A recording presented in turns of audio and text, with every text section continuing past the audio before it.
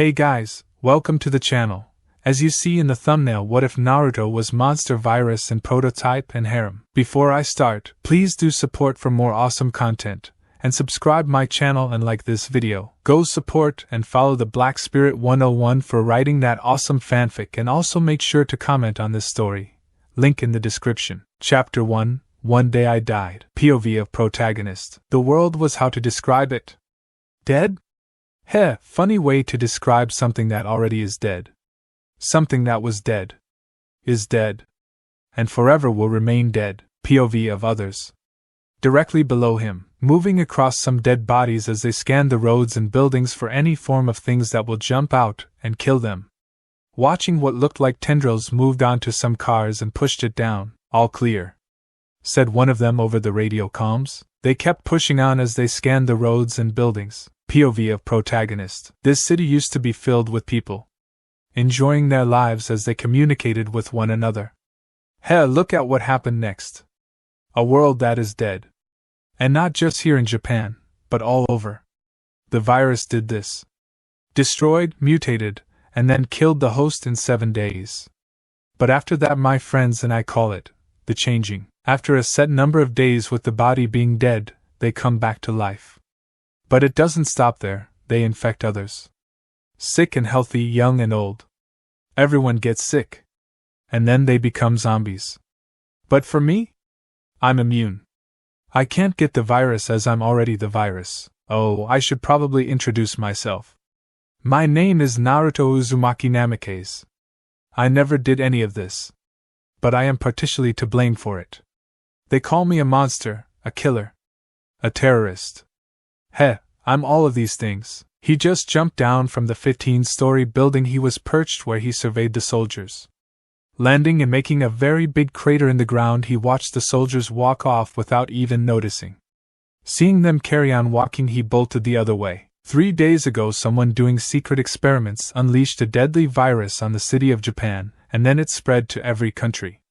CDC and antivirus protection did what they could, but they succumbed to the virus and terminated everything before ending themselves.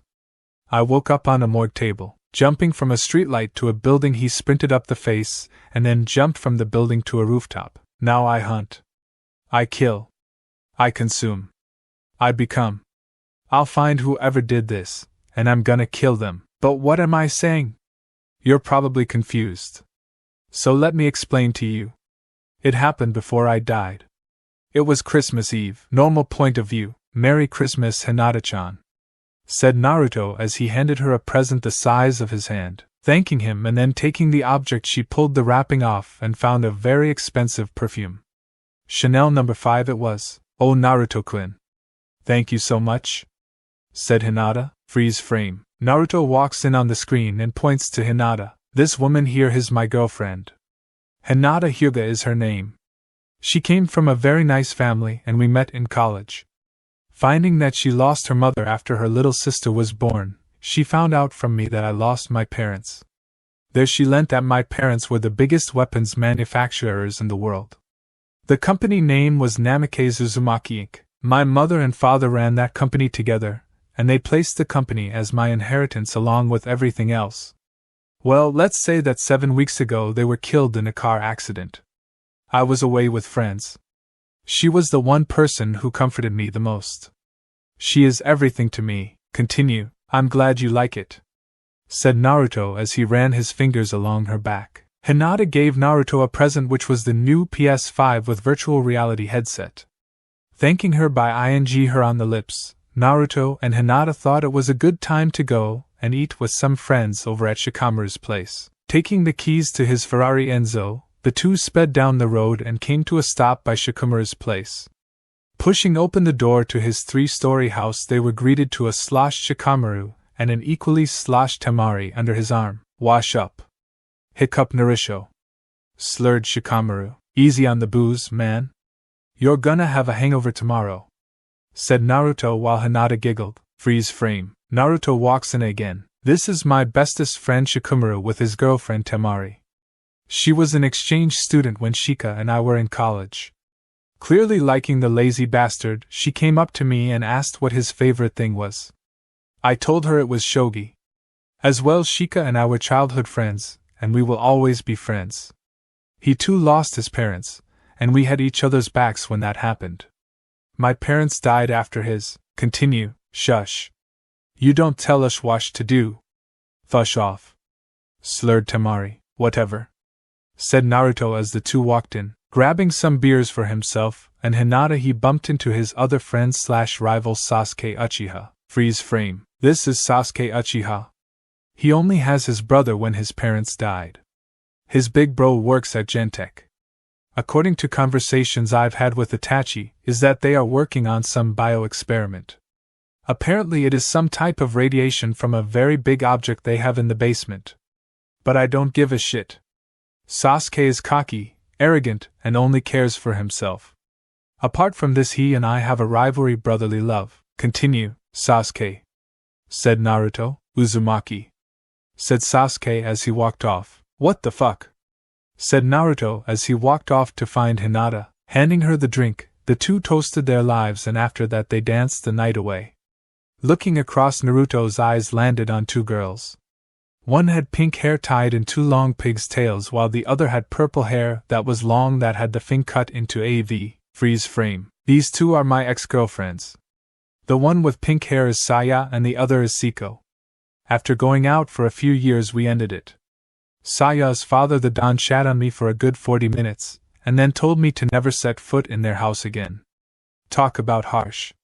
Siko just took it like a normal person, but after school she wept like never before. Seeing that I'd caused more problems I walked away. Such a coward was I. I feel very bad every time I look at them. Something else you should know. They are in their final year of high school and I'm heading into my second year of college. Continue. Leaving the dance floor and walking outside, Naruto looked at the moon as the bass from the speakers pierced his ears. Sighing as to how a simple sentence could change the way you look at a person, he sat on the balcony and began to think. That was when he heard a thud down below. Looking down, he saw Itachi with multiple bullet holes in him. Jumping down carefully, Naruto went to try and help the man. Itachi-san. Stay with me. Get help! Shouted Naruto into the house. But his voice was drowned out by the bass of the music played. Naruto-san. I need you to do something for me. Said Itachi as he reached into his pocket and handed an object to Naruto. What is it? Asked Naruto. Something that we've been experimenting on. We called it black light. Whatever you do, don't let it get into your body. Or out of the vial for that matter. Said Itachi as he died. Looking at the vial in his blood-soaked hand, Naruto found it to be a weird color of red. Something was inside it, but it looked too weird to be organic, most likely a crystal. Pocketing the vial, Naruto got up and went inside to wash his hands. Looking into the mirror, he found himself becoming pale. Dizziness soon began to claim him as the room began to spin. Using the walls for support, he walked out. Whoever killed Itachi for this must be coming after him soon. Whatever it was, Itachi died for it. Getting back into the fray, Naruto found Hinata with Sakura dancing and took her home to their apartment. Once home, he locked the door, stowed the vial in his safe in a hidden room behind his closet. This was just getting out of hand too fast. Getting changed and climbing into bed along with Hinata, Naruto began to think. Could this be linked to why his parents were killed? If so, why? Waking up the next day and getting changed again, Naruto placed the vial into his jacket pocket. He wore a white shirt, blue jeans and some very nice black sneakers. Over his shirt he had a black leather jacket with a design on the back. Walking out of his room, he found Hinata watching TV. I'm going out, said Naruto. Have a good day, said Hinata. Naruto walked the busy streets. As he walked, he kept looking over his shoulder. The feeling of someone following him was getting on his nerves. And true to his suspicion, someone was following him. Walking across the road and down into the subway, he hid behind a pillar. Peeking his head around, he saw 3 guys in black suits and shades. He watched them pull out a pistol each, and then scan for him. Pulling his head back, he let out a grunt of frustration. He pulled out the vial just a little bit, and saw it was still fine. Pushing it back into his pocket, he looked again, only to have one of the suits to see him. There! One of them yelled. Bolting from them, Naruto ran as fast as he could, gaining speed of about 60 kilometers per hour, and that's over 37 miles per hour. He was an athlete in high school, one which made international ranking 7. Turning a corner, Naruto found it to be quite populated. Slipping his hands in his pocket, he hid in the crowd. Watching the suits stop and scan for him, Naruto hid down. "I see him," said one of them. Naruto looked to see one of them crouching down. Getting up and sprinting again, Naruto made sure he knew where to go. But panic took control of his mind, and he found himself at a dead end. Turning around, he found the suits standing there with their guns out. "Hand it over, Mr. Uzumaki Namikaze, and we'll let you live," said one of them. "You know who I am?" asked Naruto. "Of course. Your parents were the biggest contribution to the experiments done on that vial in your hand," said another. "I don't understand," said Naruto. "Let me tell you. When the time was right, we had to eliminate the people involved. We had to kill them," said another. Naruto was now seething with rage. His own mother and father were killed because of these guys?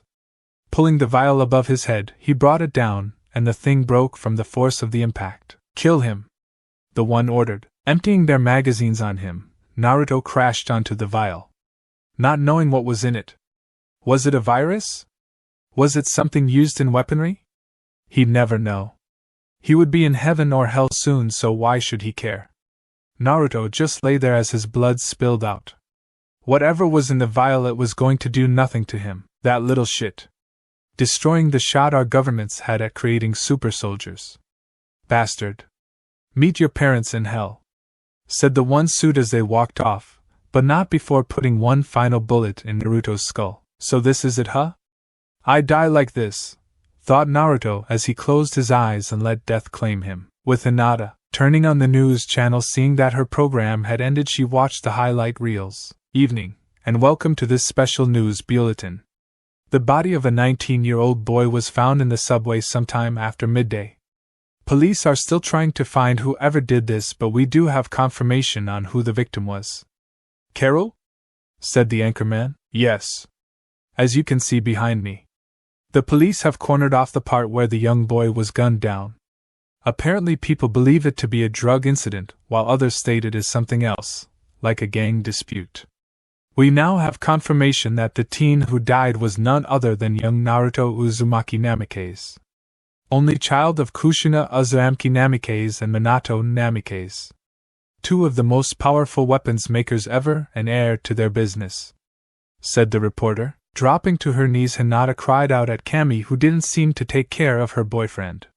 She wept and wept for the lose of her life.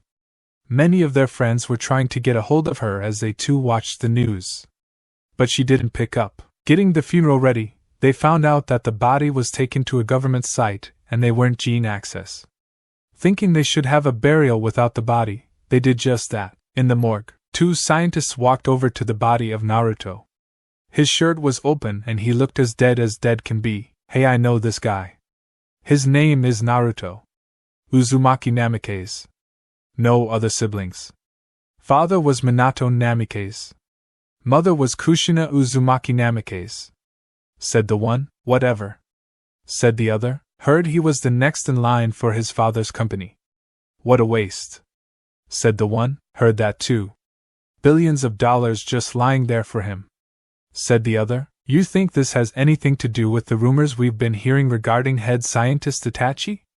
asked the scientist. "I don't know. And more importantly, I don't want to know.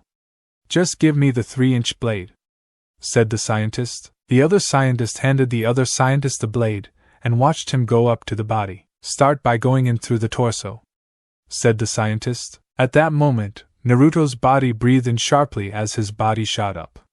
The two scientists backed away in fear while the one which had the scalpel dropped it to the floor. "Get the fuck out," said the one. Flipping the switch to call and help, they sprinted for the door. Naruto, seeing a way out, walked to the door, stumbling over his own feet as he made it outside. Hiding behind a car, he watched as a chopper landed and 3 people got out and then shot the 2 scientists. "I've got to get out of here," said Naruto as he looked at the wall. It was at least 50 feet high. How the hell was he going to get out? There! said one of the soldiers. Sprinting faster, Naruto leapt as high as he could and landed on the other side as if he was jumping over a hurdle. That was easy, he said as he looked at the wall. At that moment, his head began to hurt a lot.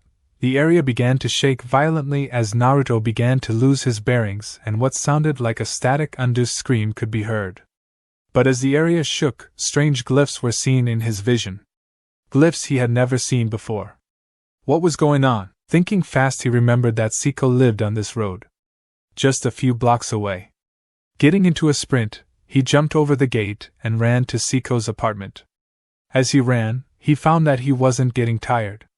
Getting to her apartment place, he jumped up and landed on the 3rd floor. Knocking on the window. He waited. After 3 minutes, Siko came to the window and nearly had a heart attack at who she saw. Pushing the window up, she let the ghost get in. Naruto? You were dead, said Siko. I don't know what happened, said Naruto as he clutched his head again. Dropping to the floor unconscious, he felt his whole world go black. That was when he began to see snippets of something. It looked like a strange object. Something that looked alien. It had a very large base and 2 spears joining at the top. At that moment he heard a very strange voice. It sounded distorted and a bit of static was heard in the background, while what looked like alien monsters ran and gathered around it while looking to be cheering, or something that resembled it. Make us whole, screamed the voice. Chapter 2, Confrontations and Explanations. Bolting up as he sharply breathed in air, he clutched his head in pain as the memories of what happened before he died came back to him. Looking around, he found himself in Siko's apartment. It was very simple. A desk with a laptop in the corner, basic kitchen, bedroom, bathroom and a lounge, with him on said couch. You've finally woken up, came a voice from the doorway behind him. Looking back, Naruto found himself staring at Siko, who was already in school uniform and her bakken in the sleeve Naruto bought her on their 4th date. It was a simple red color with a strap that ran from the top to the bottom. She liked it very much. How long was I out? Asked Naruto as he sat up properly, still holding his head. 3 days and 12 hours. Replied Siko. 3 days? I've been out for 3 days? Shouted Naruto as he looked at the digital clock in the room. Just below the clock was the date, December 4th, 2018. Damn it. What happened while I was out? Asked Naruto. We buried your memories and then you suddenly show up at my window. What happened, Naruto? Said Siko, now sounding like she was demanding something. Does anyone know? Asked Naruto, trying to evade the question. No, but police and other Black Ops units have placed a lookout warning. They say a man dressed like you broke into the local morgue and stole the body of Naruto. Said Siko, clearly falling for it. It worked. Have you told the gang? Asked Naruto. No, replied Siko. Thank you. And I'm sorry for what I did to you and Saya. Said Naruto. Just know that I can't protect you for long. Black Ops are patrolling the streets and searching the buildings. And another thing, we hoped you would come back to us. Said Siko as she walked out, leaving Naruto with those words. After the door locked, Naruto got up and found his body was a sickly pale color. Was it possible that the vial did this to him? No, it wasn't. But then the thought of when he got shot multiple times hit him. Lifting up his shirt slowly, he found there were no bullet holes, and no bullet holes on his shirt. What the hell was going on? Was it possible that he was dead? Checking to find his pulse, Naruto found that he had a pulse, but it wasn't the pulse of his heartbeat. He learned enough biology from high school to know the rhythm of a heartbeat. But this was an entirely different pulse. Was this something to do with that vial? Deciding to not think about it any longer, Naruto made his way to the bathroom. It was all white. Something he found the case with every bathroom. Getting undressed, he ran the water, only to find that he couldn't feel the water on his skin. Things were getting very weird. Stepping out the shower, he grabbed the tap and pulled the knob. Having trouble in the past with the taps in Siko's apartment, he put in a small bit of effort. Water came gushing out as Naruto looked from the tap in his hand to the leaking faucet. So natural, panic took over. Shit, said Naruto as he grabbed the pipe and in one smooth motion, he clamped it shut. What the fuck? said Naruto as he looked at the pipe. That was copper-reinforced steel. Normal human strength wouldn't even make the thing budge, but he did like he was opening a door. Placing the tap head down, and getting changed back into his clothes, he made his way to the kitchen only to find himself thinking that the problem will happen like it did to the poor tap in the bathroom. His train of thought was pulled to a stop when he heard someone knock on the door. "This is the police."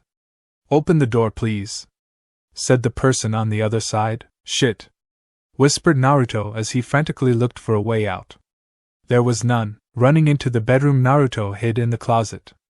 Much to his fantasy and dismay. Fantasy, because he used to dream of being in there when he first saw Siko in her undergarments once upon a time. Oh man, that was a sight to see. Him getting the living shit kicked out of him. Dismay because he had to use his trump card as a hiding place he was going to use to surprise Siko. Oh well, pulling the doors closed, he sat there. The knocking stopped, but only for a few minutes. That was when the door was bashed down. From the footsteps heard, Naruto counted 4 policemen. Maybe one of them was a soldier. Hearing them walk around the room, Naruto thought his hiding place was brilliant. But that was until he heard them tearing down the house. Maybe it was a bad idea to hide in the closet. Thinking that he wasn't going to go down this easily, he waited for one of the soldiers to come into the bedroom. He didn't wait long as the sounds of footsteps were heard coming into the bedroom. Seeing the shadow stop just outside, he braced himself. When the person opened the closet, Naruto shot out, and did the one thing he never thought was possible. Cocking a fist back, he sent into the person's gut, only to have it come out the other side. In the panic of seeing his fist protruding out a man's body, he did something he never thought was possible. Tendrils of red and black color appeared out his back and impaled the man. Watching the body become nothing but skeleton and bone kept tightly held by skin, he dropped the corpse and clutched his head in pain as he gained his memories. Web of intrigue. "Why must we do this?" he said. "Orders from the higher-ups, man." "We're just cops," said the other person as they got dressed. Naruto watched the man pull out what looked like a photo. In it was a little girl with her mother. That was when he learned from the memories that his family was dead, and this was his way of making them rest easy. His daughter was killed in car accident along with her mother when a drunk driver ran them over. "Right. Let's get this done," he said as he placed the picture down and closed the locker. And, releasing his head, Naruto found himself now in a jam. There were 3 more in the other room and they had guns. Again, in the panic of being caught, his body shifted on its own and Naruto was now as the cop. Looking at his own body, he was stunned at what he had become. Super strength, shifting abilities. This could prove very useful. Hiding the body, he walked out. Walking out, he looked to see the others not even fazed by this. Looking at the others, he saw 2 were cops while the other was a soldier. Most likely a Blackwatch operative. "Anything?" said the Blackwatch operative. "Sir, you must check this," said Naruto. The BlackSpirit operative followed Naruto into the room only to find nothing, but when he turned around he came to the sight of Naruto punching him in the gut and morphing back to his normal form. "Surprise," said Naruto as he concentrated and the tendrils shot from his back and stabbed the man throughout his body. Digesting the biomass, Naruto gained the memories. Web of intrigue. "Sergeant, your orders are simple. Go door to door and look around for any forms of infections. Now if you can't do this, then I'll relieve you of any further missions," said the commander. "What type of infections?" asked the Blackwatch operative. "That knowledge is above your pay grade. Let's just say we're looking for signs of alien infections. And it spreads like you can't believe." "Now fucking move it," said the commander, and, after that ordeal was done, Naruto began to think. Make us whole. Infections. Alien shit. This wasn't just a normal science hiccup. This was on an apocalyptic level. Global extinction. One that will destroy everything. He had to find Siko. Now. Walking out the room in his regular form, he sprinted and killed the other 2. When they were dead and consumed, he jumped out the window and landed on the ground, forming a crater, but he himself had no marks. This was remarkable. Bolting down the road, he ran to her high school. Running at speeds that would seem to be impossible, he ran to her school. Approaching an intersection, he was nearly run over by a car. Jumping up into the air, he sailed over 7 cars as he made it to the other side. Thinking a bit about other things, he jumped along the side of a building and surprisingly, he was running along the side. This power was incredible. Jumping off the building, he landed on the ground and continued his journey. At the high school, Takashi was standing outside, bunking his lessons. He didn't do it on purpose. In fact, he was very clever. But ever since what his childhood friend did to him, his marks began to drop drastically. He wore the usual clothes, which consisted of black pants and blazer. He wore a red shirt under the blazer, and always carried himself in a way that made others think he wasn't going to make it in life. Thinking of the friend he used to have before he died, he sighed as he looked at the clouds. That was when he was brought out of his thoughts when some random guy banged himself against the gate. Watching for students walk up to the guy and try to get him to leave. Kyoko stepped in alongside the gym teacher. Watching the gym teacher pull the man into the gate, then get his arm bitten, then die. Takashi witnessed the most scariest thing happen after that. The dead gym teacher got up and approached Kyoko. Thinking the teacher was going to die, Takashi looked away. But he looked back when something slammed into the ground. Looking back, he saw a ghost. Naruto stood there in all his glory. And the body of the dead teacher was crushed under him. Naruto just looked around as the other people gathered around him. "Who are you?" asked Kyoko. "My name is Alex." "Alex Mercer," replied Naruto. "You look like my one student," said Kyoko. "I get that a lot," replied Naruto. "What was that thing?" asked one of the students, shakily holding up a finger at the thing still under Naruto. "A zombie. I don't know how they came around, but it is something that will kill us," said Naruto. "But what about you?"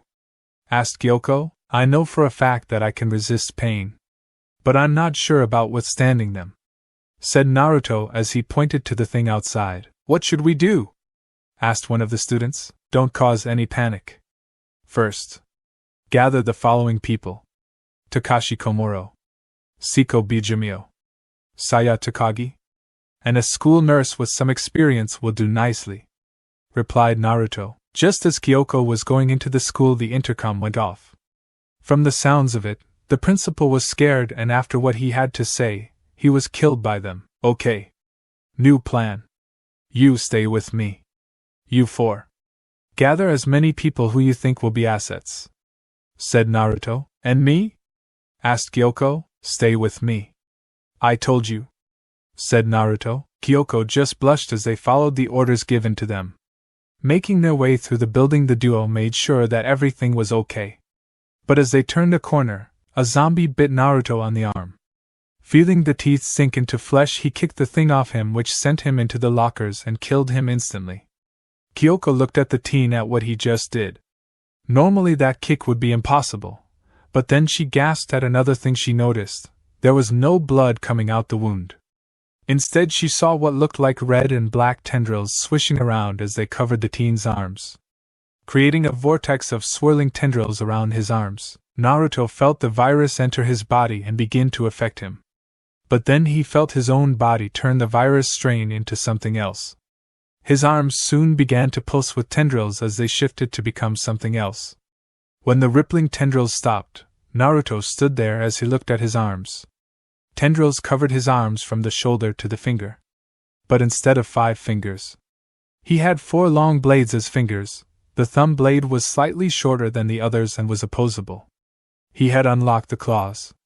And think of Heller's fully upgraded claws from Prototype 2. Letting the new power have its share of fun, he sliced them in half like they were made of soft butter, as the two made their way along the corridor. Zombies ran to them, but Naruto sliced them down the middle. Turning a corner, Kyoko told him that the school nurse was in the room at the end. But there were several zombies in the way. Naruto just bolted to them and mowed them down in one smooth move. On the other side was a woman with sun-ed blonde hair much like his and a very voluptuous figure. Directly next to her was Siko, the woman he was after. "Naruto? What are you doing here?" said Siko. "Naruto?" said the other two in confusion. "Shit. Can we talk about this later?" asked Naruto as he looked outside to see if there were any more zombies. But how? Asked the nurse. What the hell happened to your arms? Asked Siko with a mix between fascination and horror. We'll talk about it later, said Naruto, now getting irritated. With them thinking it was best to leave things unsaid until the moment was right, they pushed forward with Naruto. Shizuka was a little scared of the fact that Naruto had claws for hands, but she thought it was a little more better than to be bitten and turned into a zombie. Can't be fussy in this situation now, can you? As the group pushed further, Naruto spotted two girls. One was being chomped while the other was backing away from the approaching horde. Jumping into the air and sailing over their heads, Naruto sliced down with his claws and killed the zombies. After saving her, Naruto made her fall in line and they continued moving. Reaching some classrooms, the others chose to go inside and catch their breath. Naruto stood guard by the door. As he stood there, Kyoko approached him. Are you really Naruto Uzumaki Namikaze? She asked. Yes and no, said Naruto. What do you mean by yes and no?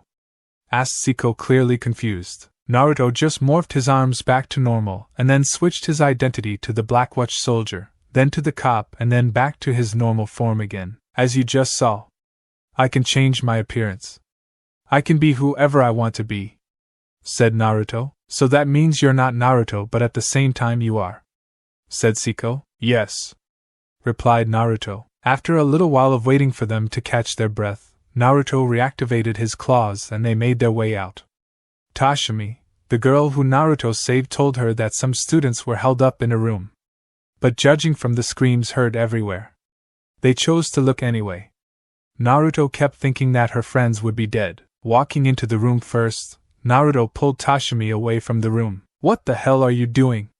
My friends are in there. She yelled at him, but Naruto covered her mouth. Shut it. The friends you had in there are not alive. I'm sorry, said Naruto. That can't be. My friends will never become one of them, said Tashimi. Walking into the room, she saw Naruto was right. Blood coated the walls, guts littered the floor as the rotting corpses of her friends lay there with horrified faces plastered on them, while 3 zombies fed on their insides. So Naruto killed them in one fell swoop. No, she said as tears welled in her eyes. I'm sorry for your lose, said Naruto as he tried to hold her but advised against it, seeing that his hands were claws. That was when the sounds of an electric drill echoed through the hallways. Alerted to the sounds, Naruto instantly bolted out the room, knowing full well that the party he had were okay with Siko.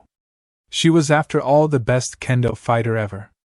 Turning at high speeds along the corridors, he came to a sight of Kota trying to comfort Saya, who had dropped the drill and looked at her bloodied hands. Turning around, Kota had one hell of a heart attack and accidentally fired a nail into Naruto's chest. But Naruto felt nothing. Sure, there was a bit of blood, but he still felt zilch. Could his pain receptors be turned off? Kota for his part saw what he had done and apologized to the man.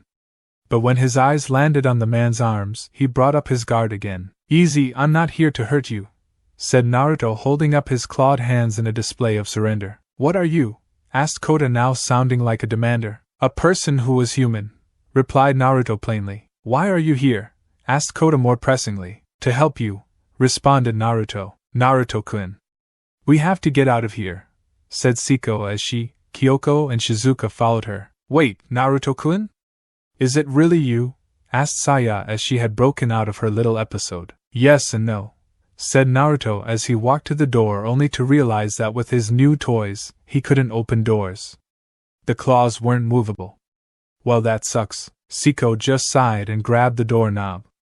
Slowly twisting the handle, the group walked further on. Further down they found Takashi and Rei, who was very pissed off with Takashi for killing Hisashi. Naruto just told them to get in formation. Stopping to see where they could get some supplies, Naruto kept guard at the door. But as he kept a lookout, he clutched his head in pain as he began to see the same glyphs he saw last time. Make us whole. Make us whole. Now, screamed the creepy voice in his head. But the voice sounded eerily similar. Where had he heard it before? Naruto-kun? You okay? Asked Siko as she held out a bottle of water for him to drink. Thanking her and taking the water, he downed it in a very fast manner. He soon enough realized he couldn't taste the full intensity of water anymore. What was happening? You look like you've been seeing ghosts, said Siko. That is because I've been hearing them, said Naruto as he turned away from her face. Siko just hugged him with all her strength, pulling his head into her bosom as just started stroking his head as she ushered words of comfort. Before Naruto and her broke up, she would always hold him like this. She enjoyed it actually. The way he would just lie in her arms and just enjoy the love she gave him. Maybe you should put your demons to rest.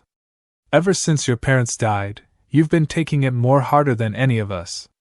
We all knew Mr. and Mrs. Namikaze. But what happened was not your fault. Come on, Naruto, we need you to be strong. Help us in our time of need, said Siko as Saya walked up to them and placed her hand on Naruto's shoulder. Naruto, we're here for you. No matter what, she said as her hand went from his shoulder to his hair and ran her fingers through it. Releasing her grip from Naruto, Siko watched as Naruto donned a face of pure determination. Activating his claws, they walked out the office and decided to grab a ride to get out the school. Spotting a school bus on the far side of the school, they bolted for the vehicle. Tashimi drove Pep to the floor as she felt something grab her leg. It was a zombie. It had its legs missing and was already making its way to her leg to sink its teeth in. Screaming on the top of her lungs, she alerted Naruto, who turned back and saw the zombie's teeth by her ankle, ready to bite. Sprinting like crazy, he bolted at such high speeds it left a small trench in the ground.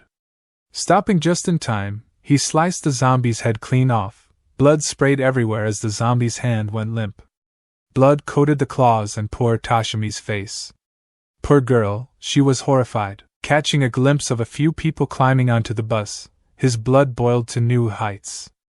The stowaways were Shido and a few students who worshipped in ideologies. Turning his left hand back to normal, he grabbed Tashimi and sprinted to the bus. Throwing her inside, he slammed the doors closed as he turned to face something. Naruto-kun, what are you doing? Asked Saya as she stuck her head out the window. Just go. I'll hold them off, said Naruto, pointing at the large horde which was in full sprint to them. The entire populace in the bus looked on in shock at the sheer size of the horde. There had to be at least 4 dozen in the horde. Hesitating to do as he instructed, Shizuka, who was in the driver's seat, slammed on the gas, surging the bus forward and drove off with great speed. Turning to the zombies, Naruto sprinted at full speed, reaching 240 kilometers per hour, an over 129 miles per hour. Slicing and dicing as they came to him, he let them have it. But as he jumped back, he clutched his head as the glyphs were seen in his vision again. How willing are you to stop this? How far are you willing to go to make enemies to save friends? How far are you willing to go to gain their trust? Truth is, you will never gain it as you've already made enemies. Your friends think of you as a freak. A monster. A being that should be killed immediately, said the creepy voice in his head. That's not true, snarled Naruto as he clutched his head more as the pain increased. Oh, but it is. You will find out soon enough, pressed the voice. Shut up, shouted Naruto as he brought the claws above his head and slammed them into the ground. All around Naruto, large spikes the size of a 2-story building shot out the ground, impaling every zombie around Naruto and in a 7-meter radius. Perhaps a vern further. By the time Naruto came to, he looked around in absolute shock and horror. Every zombie that was massing around him were now laying dead before him. Pulling his claws out the ground, he watched as they fell to the ground with a very big hole in their chest. Getting up and not knowing what he just did, he broke into a full sprint to catch up to the bus that left a few minutes ago. In the bus, ah, my fellow followers, let us rejoice in the knowledge that one of our own has sacrificed himself for the greater well-being of us. He did this knowing that Shido was there for him all the way, said Shido, with his followers looking at him with stars in their eyes at how he was so amazing. More like trying to get away from your fucking stench, mumbled Saya as she looked out the window, clearly not liking what that stupid fuck was spitting out his mouth. Do you think Naruto will be okay? Asked Kyoko as she looked at Siko, who was standing up along with Takashi. I hope he is, said Takashi, agreeing with Kyoko. He'll be fine. After all, he is now something else, said Siko, making the others look at her wide-eyed. What do you mean by something else? Asked Kota, having his interests piqued. Before Siko could answer, the sound of Saya gasping in absolute shock pierced the air in the bus, alerting everyone, including the Shido cult. Saya-san. What is it? Asked Rei as she looked at Saya, who was looking out the window and pointing at something. Or more like someone. Following her finger, they too gasped in absolute shock. Running right next to the bus, going at the same speed as the bus, which was traveling at 160 kilometers per hour. AN. Over 99 miles per hour. He looked to be more holding back with his speed than actually staying with the bus. How can he be still alive? More importantly, he can't stay with us. For a human, that is impossible, said Shido, clearly scared shitless at what he was seeing. Then it's a good thing he isn't human, said Siko, smiling, making Shido look at her with a confused look. What do you mean? Asked one of the lesser knowledge-inclined idiots. Look closely. Tell me what you see, said Siko, smiling more. Looking closer apart from Shizuka, who was concentrating on the road, they all took a gasp in shock at what they were seeing. Shido was the one who spoke first. There is no way he can have claws for hands. What is he? Asked Shido, clearly upset that this person has such power. I don't know. They say he transcended death itself, said Siko, thinking it was a brilliant bluff to make Shido more uneasy. I call bullshit, called another of the Shido cult. That was when Naruto began to slow down as the bus came to a stop, but something went wrong. The brakes failed to engage and was going straight for a collision with the truck in front. Seeing this happen, Naruto morphed his hands back to their original state and sprinted to be in front of the bus.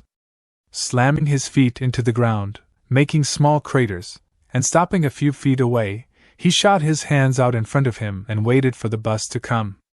And when it did, it hit him square in the hands, breaking them from the wrist. They were useless now. But after a few inches of struggling, he managed to stop the bus. Sighing in happiness at what he did, he walked over to the door and Kyoko opened it for him. Just before any of them could say one thing, they all noticed the blood dripping from his wrists and the limp hands that hung at his sides. This horrified Siko to extreme measures. Oh well, let's leave him and he can say that he was in my presence before he died, said Shido, getting applauses from his group. This only made Naruto chuckle and then burst into full-blown laughter. Me? Be in your benevolent presence? I'd rather take Satan on a date more than your ugly ass, as he has more charisma than your ugly ass, shot Naruto as they watched tendrils swirl around his injured hands and repair them. When the swirling stopped, there was no blood, no form of damaged skin, and on top of that the small pieces of shredded clothes were back in place. But how? Asked Kota, getting up from his seat holding his makeshift gun. I honestly don't know that myself. I think it has something to do with what Itachi-san had in that vial, said Naruto as he looked at Siko, who just smiled to him. What are you? Asked Rei, looking at the man before her. Good question. I know that I woke up as Naruto, but now that I'm this whatever it is, I need to find answers, said Naruto. Hey, we should find a place to crash, it's getting dark soon, said Kota, making Naruto and Siko widen their eyes in shock. So what? Asked the student. You don't understand, dumb fuck, do you? So I'll spell it out for you. Our abilities will be tested to the limit when night comes around, said Siko, with both Naruto and Kota nodding their heads in agreement. Hearing from Shizuka that a friend's apartment was close by, they decided to go there and crash for the night.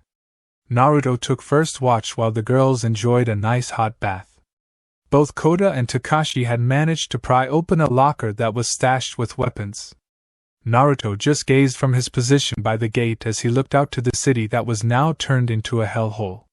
Sometimes he thought that maybe this was his fault. Naruto-kun? You okay? Asked Saya as she walked up to him. She decided to go for a bath later, as she wanted to understand why Naruto was still alive. So she asked, and she got her answer? To say she was shocked would be like saying the moon was made of cheese. Her entire world of how everything was good was destroyed right before her eyes. So what are you going to do? She asked as she placed her hand on his shoulder. I don't know. The only thing I can think of right now is fuck, I forgot about Hinata-chan.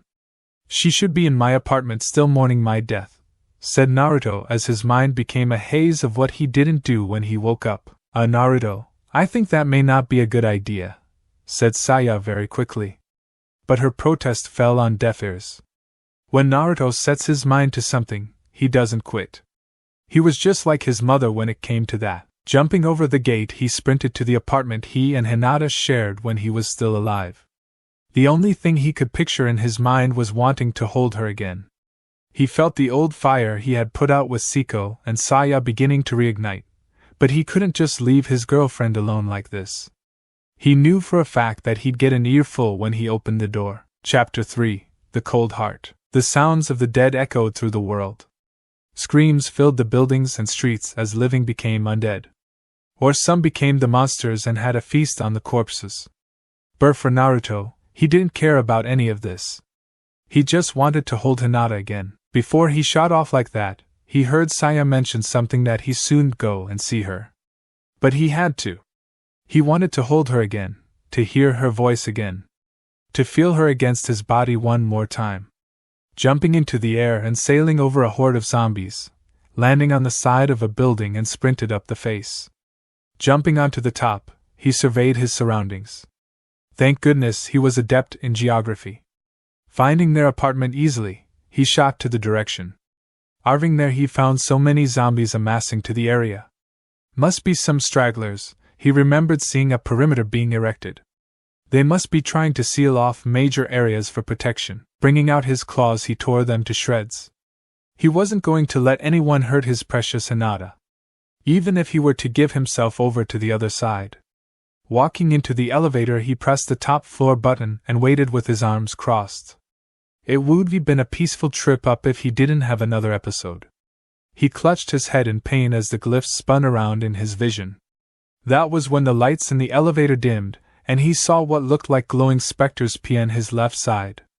Turning to see what it was, his eyes widened at who it was. Long flowing red hair, beautiful purple eyes, and a very shapely figure on her. Her green dress she always wore was shredded beyond anything he had ever seen. But then her clothes then shifted to where they were full of blood. Blood soaked down from her eyes, head. Pretty much everywhere there was blood. A bullet hole in her head and heart were visible. "Ka-san?" was all Naruto could say as he looked at his dead mother's body, which was staring at him with weird light emanating from her eyes and mouth. Kushina did nothing but look at him. The song Twinkle Twinkle was heard in the background. Slowly she made her way to her son and placed a hand on his face. "Make you ass whole," she screeched, making Naruto cover his ears in pain from the high pitch, and just like that, the feeling stopped. The lights were okay, the creepy song wasn't heard anymore. The glyphs were no longer visible, and he was no longer in pain. He had to ask someone who knew this to take a look at him. Shouting at the wall while letting go of his head, he watched the lights switch on for the top floor. The doors opened and he walked the hallways. Flashbacks displayed out before him of when he and Hinata first got their new apartment. The neighbors welcoming them to their new apartment. The simple gestures and such. Getting to his door, he reached for the handle only to hear something on the other side. "It doesn't make any sense. Why didn't that asshole give you the banking details?" came a voice that Naruto knew all too well. It was Sasuke's voice. His rage boiled deep inside him. Why was Sasuke in his apartment? Naruto had his suspicions as to what was going on. But could it be?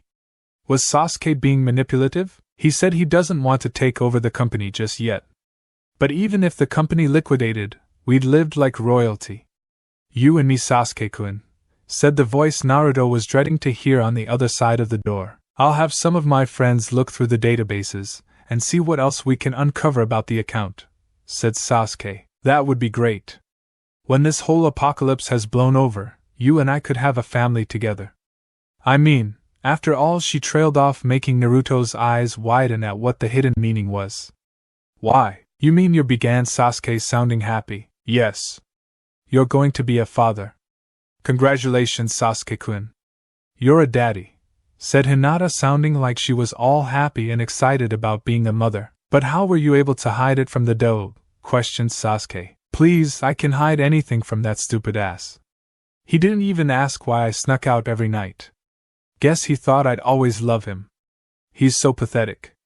Had him wrapped around my finger and played him like a harp," said Hinata. "I love it when you talk dirty," growled Sasuke as the sounds of someone taking off their clothes was heard along with a fly being unzipped. For 1 minute of absolute silence, the sounds of moans and groans echoed through the apartment, as Hinata spoke dirty to Sasuke as he drove himself into her like there was no tomorrow.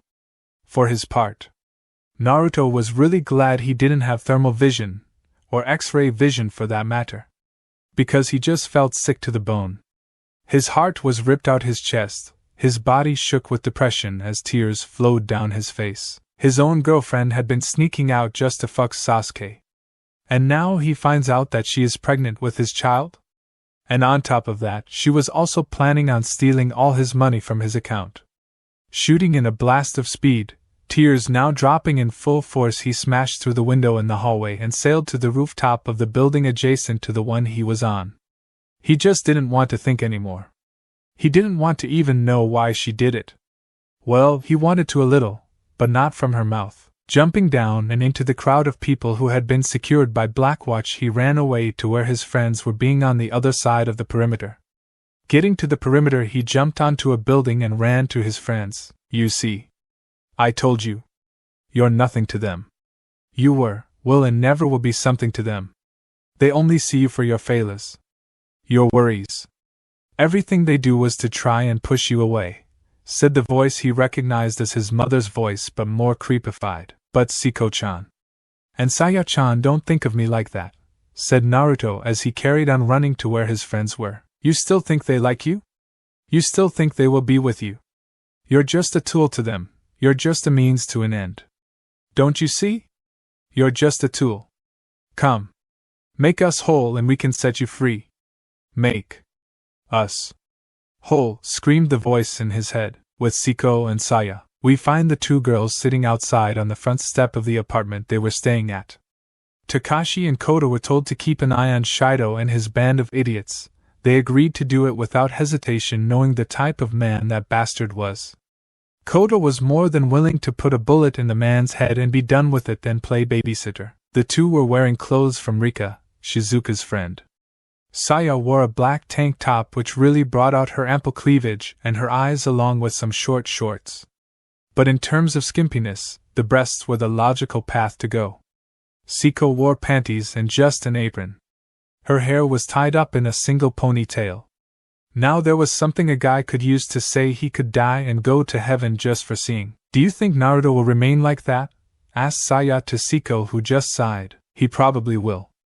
But I know he will keep us safe, said Siko as she looked up to the stars.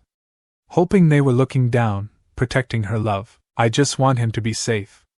I can't think of a life without him, said Saya as a lone tear rolled down her cheek. You've grown so much to him.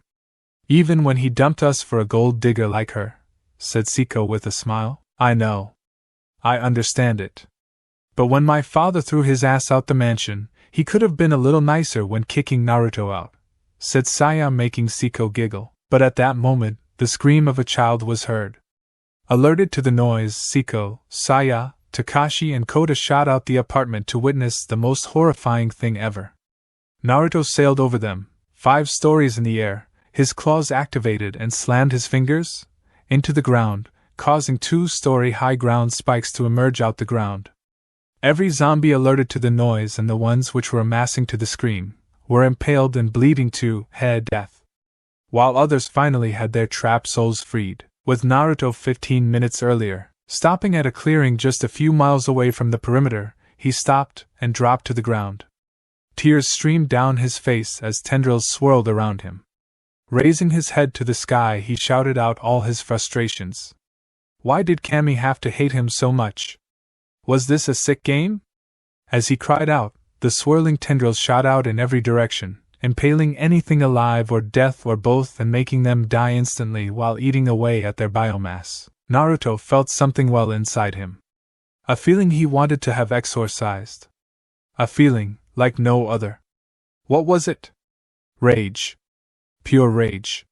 Seeing a zombie come up to him, he brought out his claws and sliced it in half.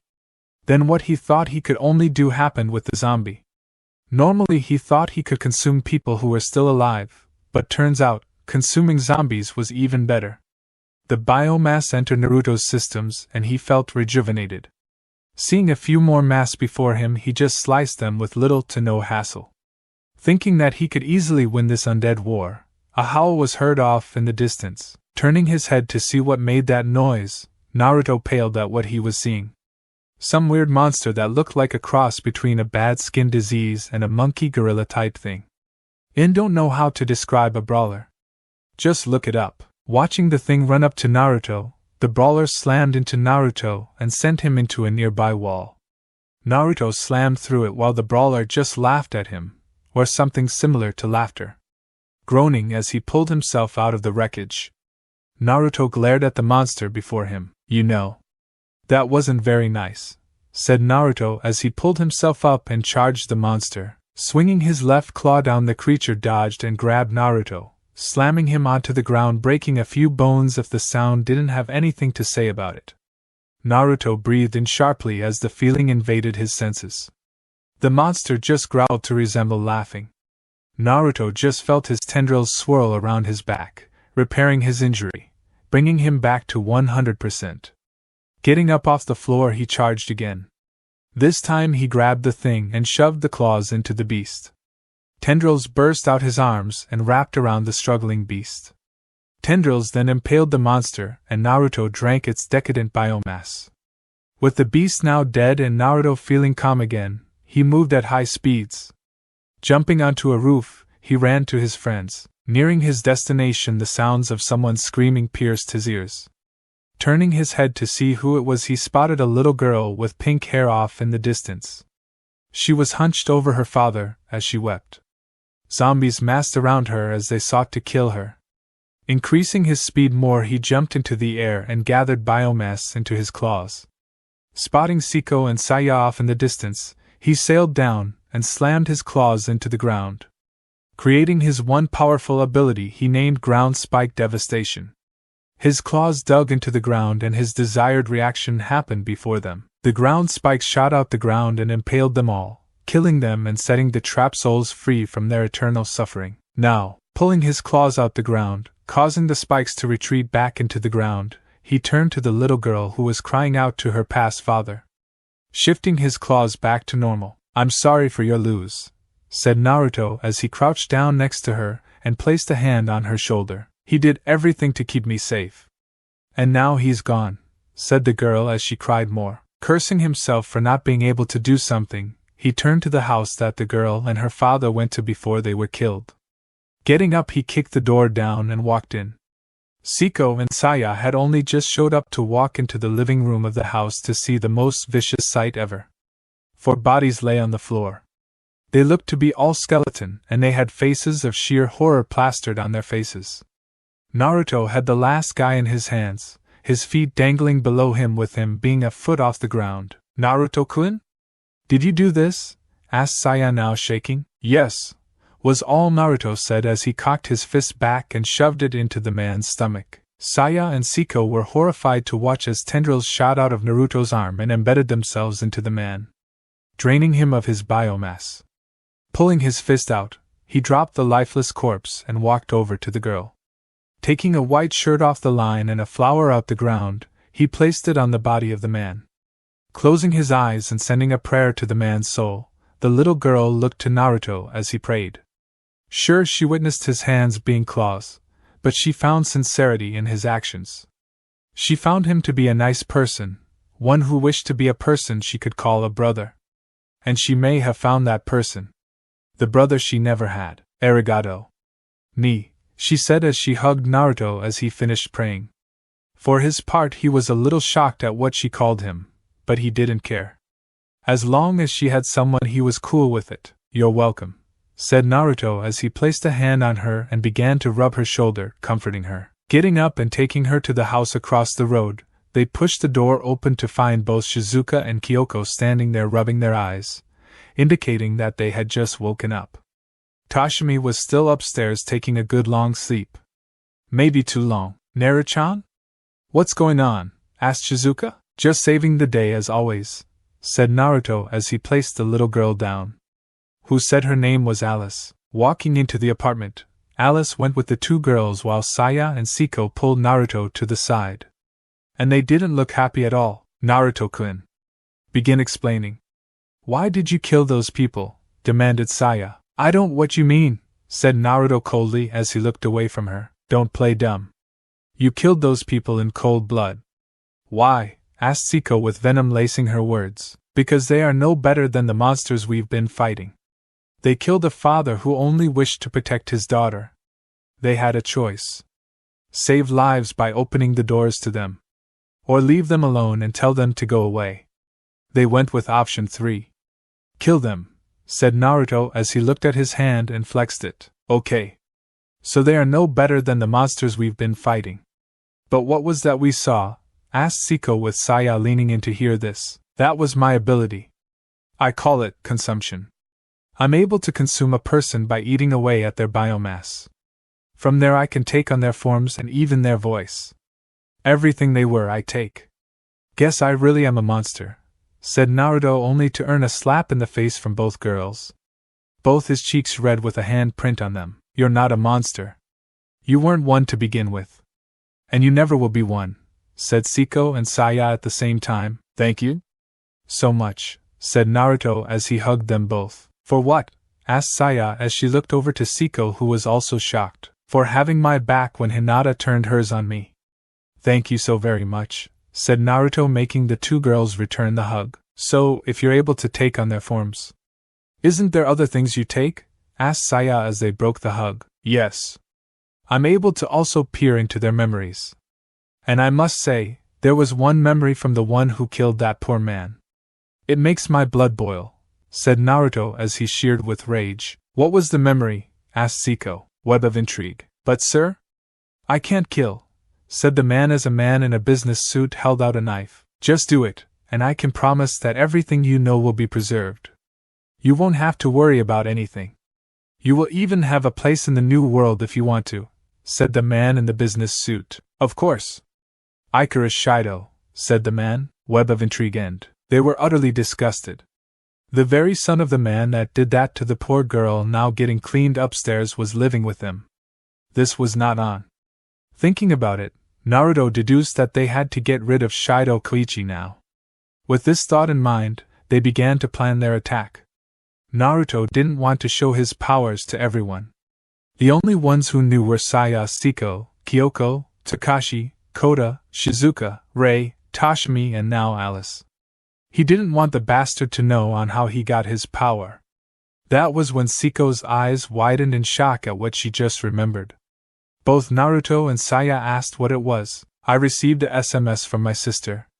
Her name is Mayu.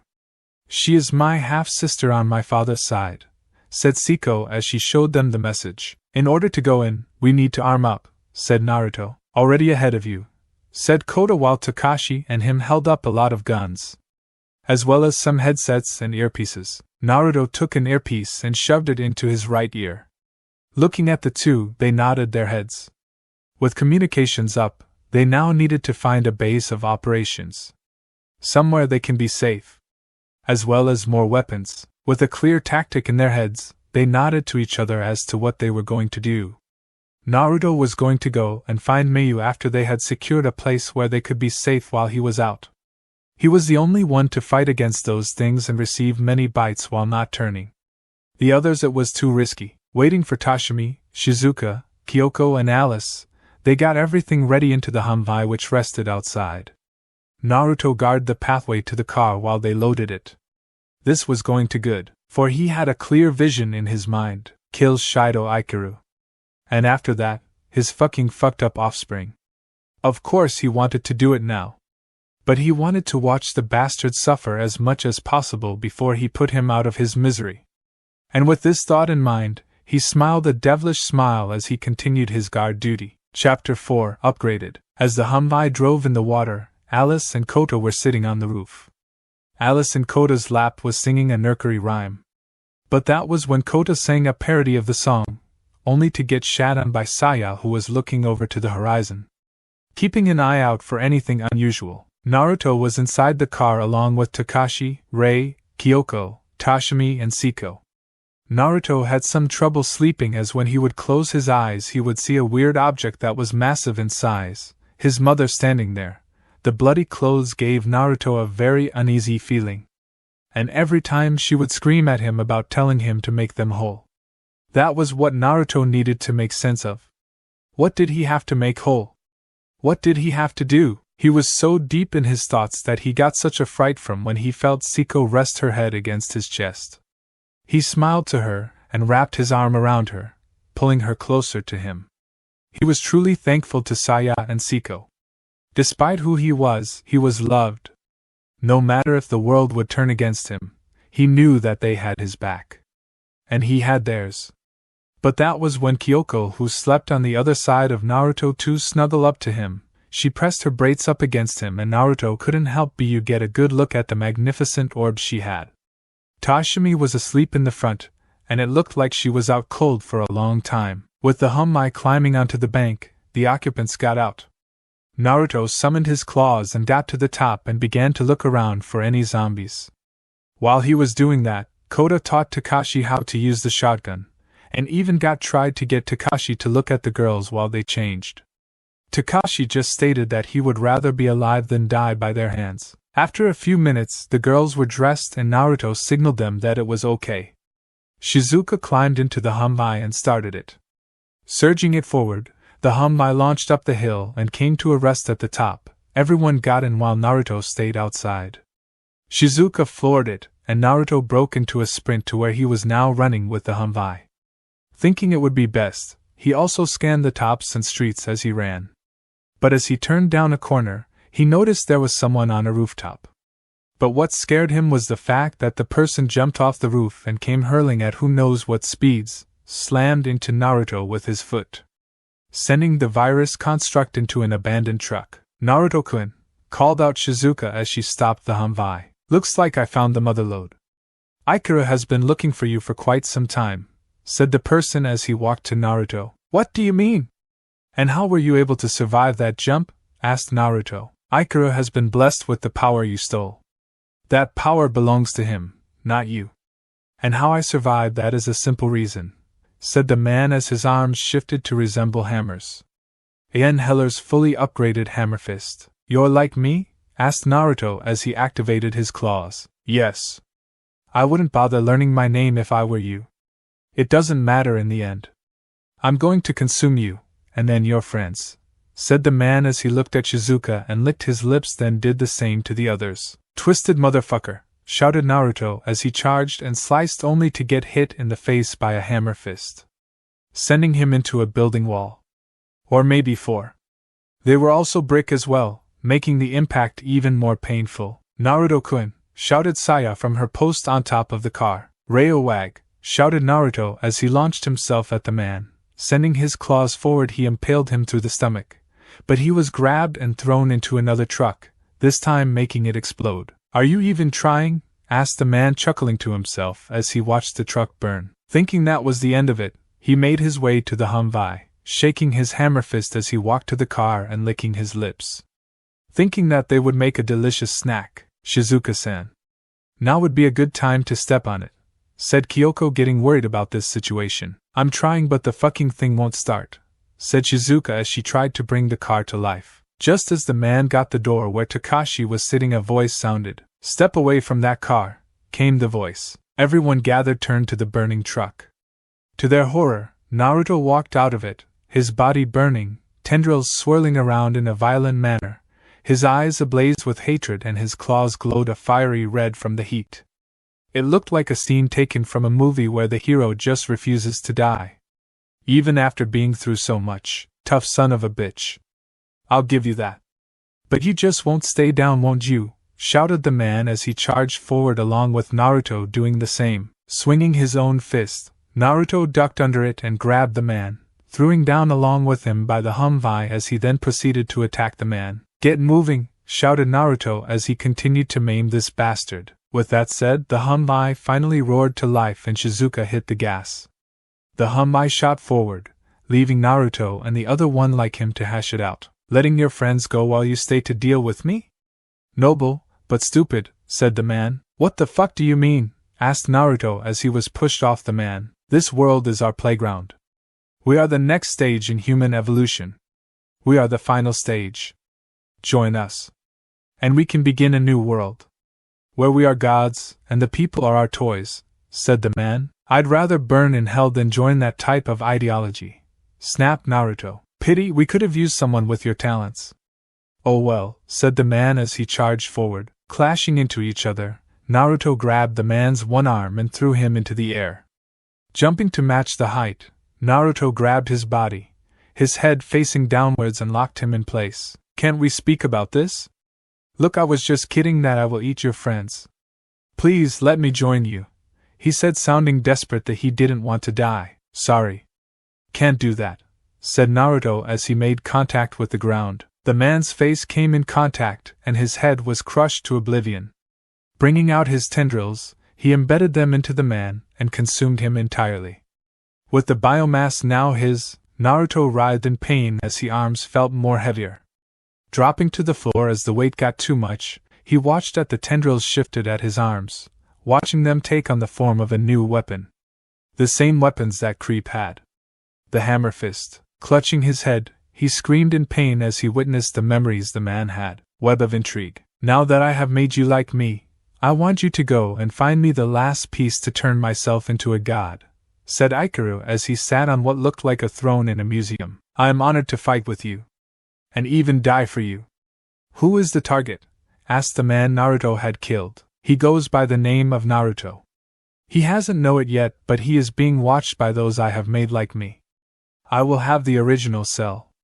And he has it, said Ikaru. I understand. And what about her? Asked the man, pointing to a girl next to the throne with a chain around her neck. She was purple hair, much like her sister Siko's. But hers was longer, and it was tied up in a single ponytail with a ribbon. Her clothes were torn and everything about her looked to be shrouded in darkness. This was Siko's half-sister, Maya Bijamayo. Maya will serve as my whore. But she is just so stubborn and won't open up. I think in a couple days I'll break her in, said Ikaru. My sister Siko will send you all to hell, snapped the girl. Like she can hurt me. I am a god, said Ikaru. End of memory. Naruto just seethed with rage at what he had seen. Siko's sister was being kept where Ikaru was. And on top of that they were on a time limit as to when she would be raped by Ikaru. And on top of that, Ikaru was just like him. But how? Just how sick was this fat fuck? His musings were cut short when he heard a cry of distress. What the fuck is that? Shouted a voice Naruto recognized as Kyoko's. Breaking into a sprint, Naruto gunned it to where they were. Jumping onto a few buildings he spotted them below. But off in the distance was a new type of zombie. This one was a lot bigger than the rest, and seemed to have impenetrable skin if the bullets bouncing off it didn't give you a hint. Jumping down and making a crater in front of them, they all gasped at seeing Naruto's new toys. Alice had come to see her big brother tear the zombies apart, but when it came to the big guy, Naruto channeled biomass into his right arm and threw it back. Gathering more, he broke into a sprint and threw his arm forward. Using the momentum, he shot forward with his arm and took the thing's head clean off its shoulders. All of those present gasped at what Naruto had done. Watching him morph his arms back to normal, Naruto walked to them and opened the door for Kyoko and the others to get out. Once everyone was out, Kyoko wrapped her arms around Naruto, pushing his head into her breasts, and thanking him for what he had done. Naruto merely stated that he was just helping out.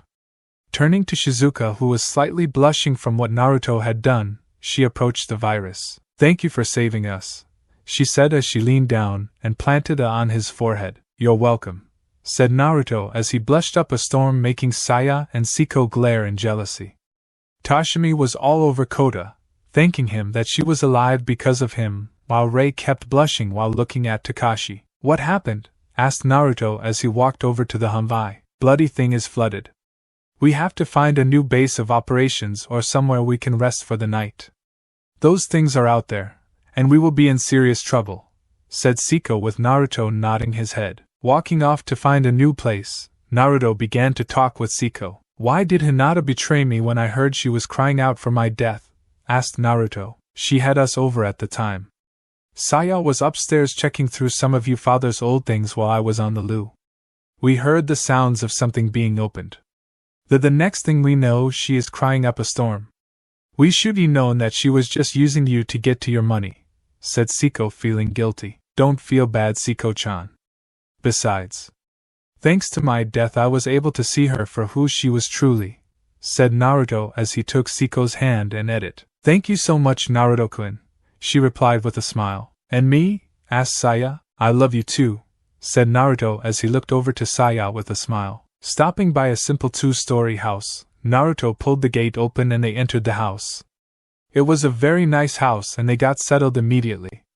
As they got ready, Naruto pulled Siko out for a few minutes. He had some news for her. And this news was big. What is it, Naruto-kun? Asked Siko. When I consumed that hammer fist guy, I gained his memories. He knew where your sister was, said Naruto as he watched Siko's eyes widen in shock. What? Where? Asked Siko in a voice that sounded desperate. She didn't want to lose her sister in this war. Sure, they were sisters from different mothers. They had always been there for each other. With Ikaru, he has her with him. And he's planning to rape her in a few days. We have to get her out of there, said Siko with fire in her eyes. And we will. While we're going to get her out, I want you and the others to use this place as our base of operations. Someone, or some of us, must stay here as our eyes and ears. We need to find a way to stop the apocalypse, said Naruto, getting a nod from Siko. But that was when the two got closer. Ever since Naruto had saved Siko and the others from the Juggernaut zombie, he felt like he needed her with him wherever he went. Grabbing Siko by the shoulders, Naruto brought her closer to him and moved his mouth closer to hers. Siko knew what was going on and too brought her mouth to his. Feeling each other's hot breath against each other, Naruto and Siko shared a moment of lip lock. He brought her closer while she wrapped her arms around his neck, opening herself more for him to explore. When breathing became necessary, they broke apart and gazed into each other's eyes. Whoa, was all Naruto could say as he went in for another. Their second didn't last long as a scream echoed through the entire area. Looking at the house, the two lovebirds shot into the house, Siko grabbing her Bakken while Naruto summoned his hammer fists. Getting to the source of the scream, Siko and Naruto looked on in shock at what they were seeing. In the master bedroom was a large number of words that they had never seen before. While in the middle of the whole thing, made in blood, was the very image Naruto had been seeing in his nightmares. A very strange object that had a wide base at the bottom while two spires shot out from the top, and then joined together. What are we going to do now? Asked Kyoko as she backed away in fear. The only thing we can. We fight. Or we die, said Takashi with Naruto and Kota nodding his head. Chapter 5, Half-Blooded. Naruto paced around the room, which was covered in marker script, for well over 4 hours straight. He looked to be in a sort of trance as he moved from one area to the next. To anyone, he may look like he was just looking at the symbols with interest. But for some reason, from Naruto's point of view, the scripts were actually something he had seen before. But where, Naruto-kun? Came a voice at the door. Snapping himself out of his trance from the voice, he turned to see Kyoko standing there. She wore tight-fitting jeans and a shirt that was a little too tight in the chest area. And of course, her hair was tied up in a nice ponytail. Hi, asked Naruto as he looked at her. Do you think we'll survive this? Do you think we can win? She asked, now sounding very sad. I know we can. We just have to keep pushing forward. Even if I can't do my special abilities anymore, I'll fight for you all, said Naruto as he walked up to her and placed a reassuring hand on her shoulder. Only to have Kyoko hug the virus and whisper into his ear, "Thank you? Even if this would destroy the world, I want you to know that I'll stand with you," she said as she looked into his eyes. But as Naruto looked into hers, he felt something more in those magnificent orbs of hers. He didn't feel admiration for what he had done. He felt. Kyoko leaned into him and brought her lips to his. This was the feeling he felt. Absolute lust. The feeling of desire for another person. He didn't even realize he had made such an impression on Kyoko. He had literally made her fall in love with him. He opened his mouth to allow her tongue to enter his mouth while his hands wrapped around her waist and went straight for her ass. Giving it a firm squeeze, he was eating her with a squeak of pleasure. Breaking from he watched her slowly unbutton her shirt, slowly revealing her mounds to Naruto. A little more almost. Naruto-kun. Come here a second, came Siko's voice. Looking at her beautiful face, Naruto smiled to her and placed a hand on her cheek. Gently caressing her cheek, he ate her lips and left the room, leaving her to feel her lips at what she had just did. She had just ate a man who was younger than her. A man that could very much, nearly be half her age. But in the moment it felt so right to be called wrong. She smiled to herself and turned and left the room to meet up with Naruto and Siko. Arriving there, she saw Naruto switching between his hammer fists and his claws, seeing how fast he could switch between the two. Kakashi and Koda and came into the room holding quite the amount of weapons and smiled only to have Naruto tell them that they shouldn't come with. Why not? We can't let you do this on your own. Those people will kill you, said Kakashi as he cocked his shotgun. If they'll kill me, then they'll mutilate you. We're going into a place that has people exactly like me. If you know how to kill them, be my guest and come along. But if not, hate to be blunt, but you will get seriously injured, said Naruto, very concerned about their safety. But you'll be walking into an ambush, so to speak. How do you plan on getting into the base undetected?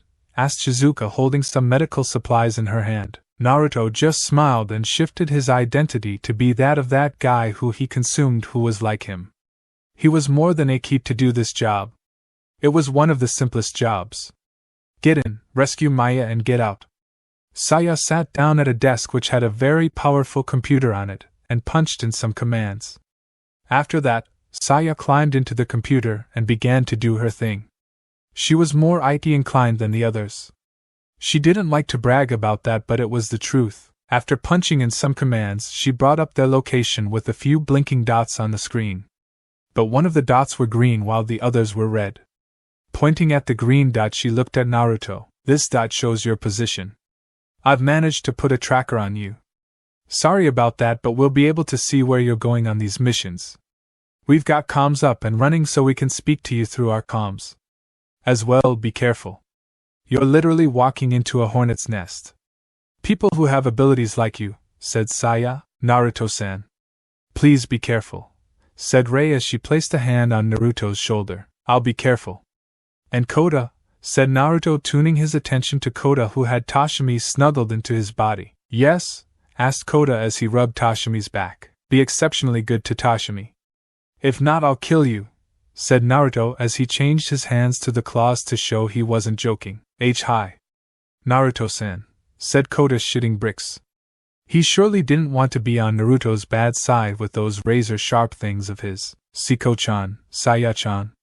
I'll be back soon, said Naruto as he walked out the room, but not before looking back to Kyoko and giving her a wink, making her blush.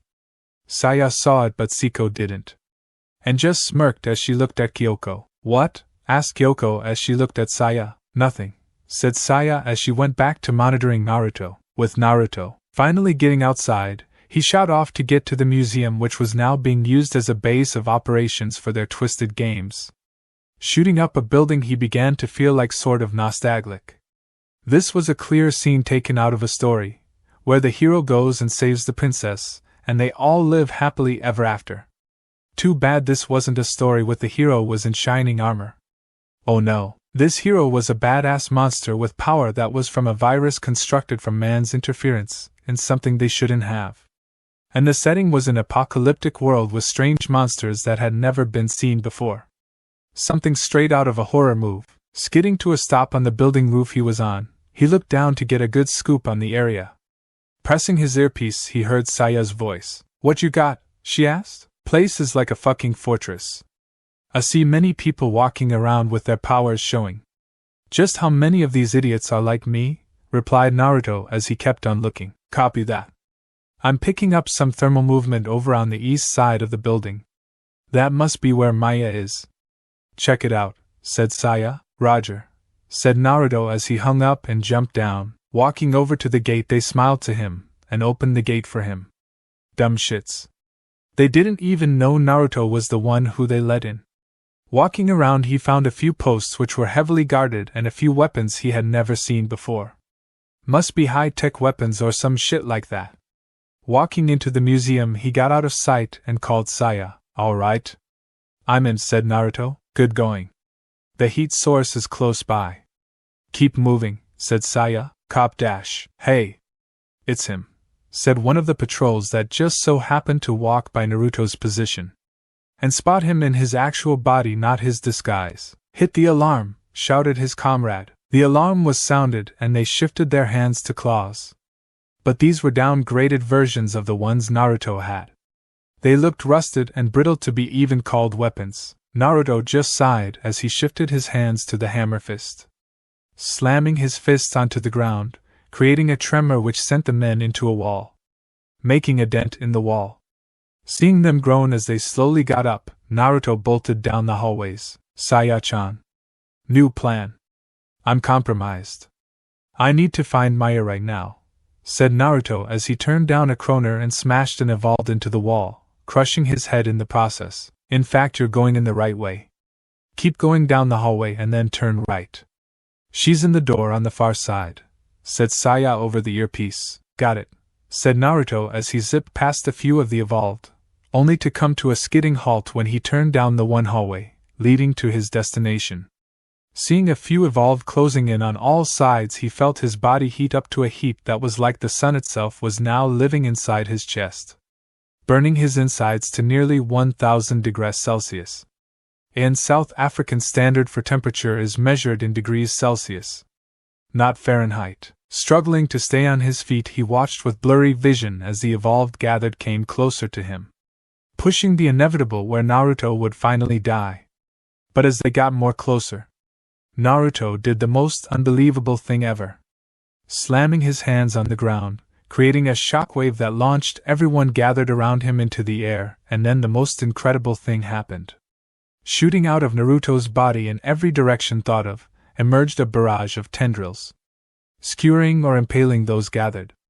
Looking closely at the tendrils, one could see small biological spikes on the tendrils, making even more deadly than what they were meant to be. But those impaled, Naruto consumed them, stealing their biomass, feeding his powers more for the tax he had for himself, protecting those he loved. With his tendrils returning to his body, he walked over to the door and kicked it down. His super strength sent the door flying to the back of the room and made an imprint of the door in the wall. Walking into the room while shifting his hands to claws.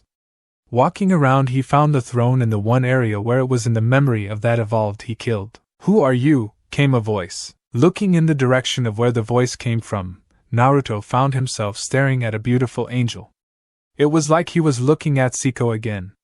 But it wasn't Siko. This was her half-sister, Maya Busujima. Taking of his leather jacket, he threw it to her, seeing that she was. Are you Maya? Asked Naruto, feeling that he should ask. Just to be safe, he had the right woman. I am. How do you know my name? She asked. I'm Siko-chan's boyfriend. Don't worry. She's okay, said Naruto as he shifted his claws back to hands. Thank you? And don't bother looking for Aikaru.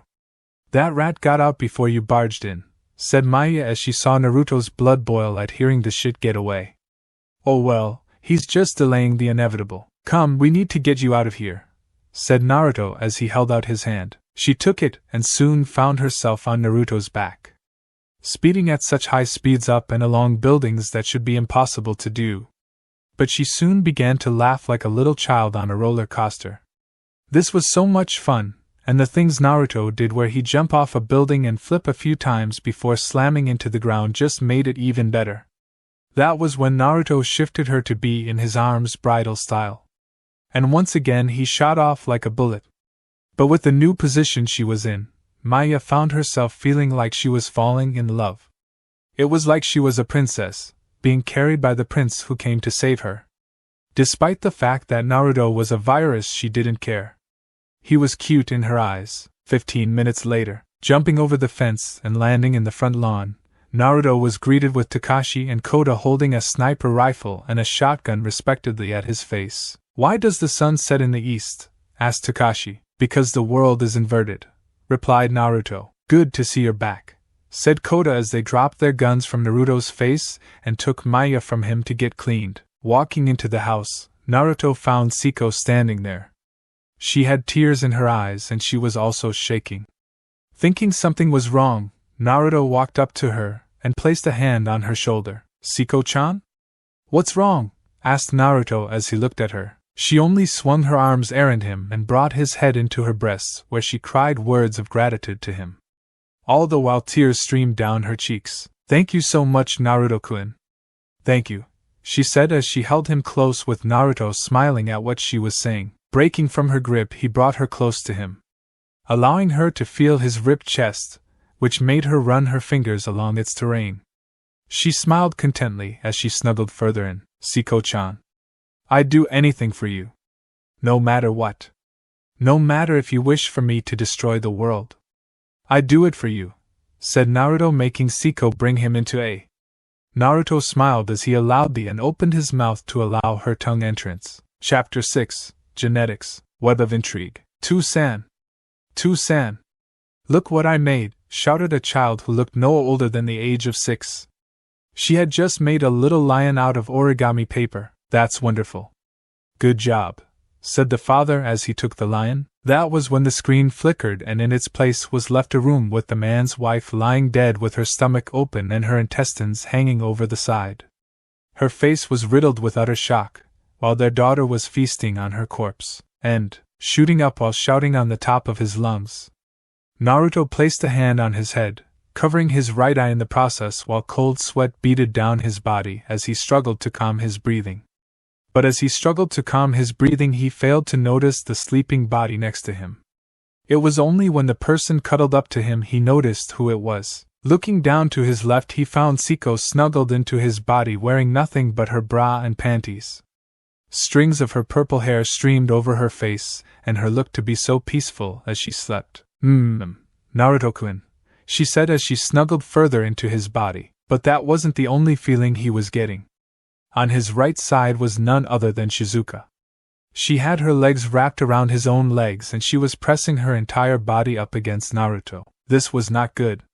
Should someone come into the room and knock knock knock? "Naruto-kun. It's Rei.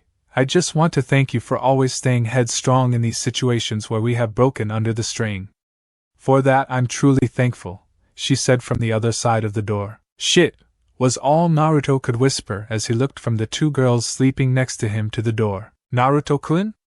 I'm coming in," she said as Naruto heard the knob turn. "Fuck," was what he whispered next as he looked around. But it was too late, as Rei had already walked into the room to find the sight which made her cringe in shock at what she was seeing. "Rei-san. This isn't what it looks like," said Naruto, waving his hands in front of him. "You baka," she screamed as she sent a slap through his face, making his scream out and what was going on with him. Sure, he didn't feel the slap due to his pain receptors being destroyed when he died, but he didn't like being in that type of situations. With Naruto getting out of the bed with no marks visible on his body about the whole issue with Rei, he walked out with tendrils swirling around him, forming a new form of clothes for him. He now wore a black trench coat instead of the leather jacket, but it still had the same symbol on the back as his old jacket. Walking into the room which had the computer in it, he found Maya standing there going over some notes. She looked to be in a trance the way she paced back and forth while flipping through the pages. Walking into the room and coughing to get her attention, she looked up from the papers and smiled a very happy smile. She threw the pages into the air and tackled her savior to the ground. She wore a blue shirt, green skirt and high-knee socks that looked good on her. She also wore some combat boots that were a deep brown color.